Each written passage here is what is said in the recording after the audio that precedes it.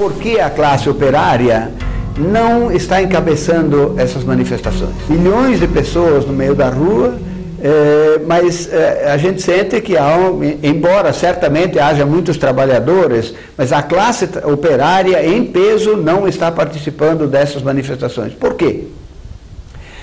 Infelizmente, durante décadas, isto é a situação que não veio de hoje, é de décadas, a classe trabalhadora foi educada pela maioria dos partidos de esquerda e pela maioria do sindicalismo para não lutar pela superação do capitalismo, mas para lutar por ter ganhos no interior do capitalismo.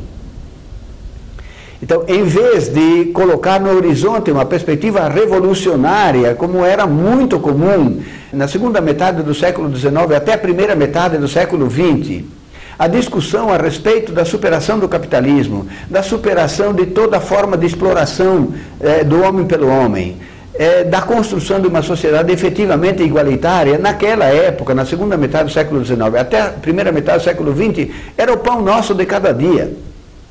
Infelizmente, por uma série de circunstâncias, a classe trabalhadora foi sendo, tanto pela via social-democrata, a chamado Estado de Bem-Estar Social, tanto pela via revolucionária, foi sendo orientada no sentido de dirigir todas as suas lutas em função do Estado, desaguar todas as lutas no Estado, sempre pensando que o Estado poderia, através de um Estado ou social-democrata, um Estado dito revolucionário, fazer as transformações sociais. Ora, a essência do Estado é a manutenção da desigualdade social.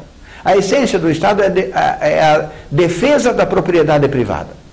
Então a classe trabalhadora foi sendo educada não no sentido de superar radicalmente a exploração do homem pelo homem, não no sentido de superar radicalmente o sistema capitalista, mas no sentido de conseguir melhorias no interior, sendo salariais, melhorias de condições de vida, melhorias pontuais, enfim, no interior do sistema capitalista.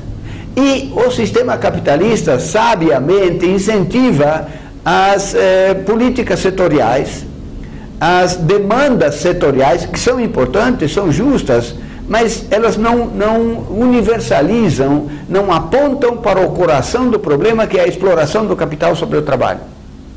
Daí a enorme importância de fazer agitação, fazer propaganda, no sentido de que a classe operária venha a ocupar o seu lugar de direção, de norteamento de todas as manifestações sociais, de toda a luta social, no sentido de apontar claramente que é preciso superar radicalmente esta ordem social de exploração do capital sobre o trabalho.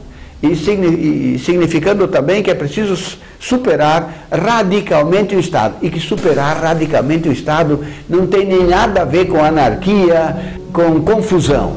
Significa aqueles que produzem a riqueza tomarem em suas mãos a história e em suas mãos a organização da sociedade.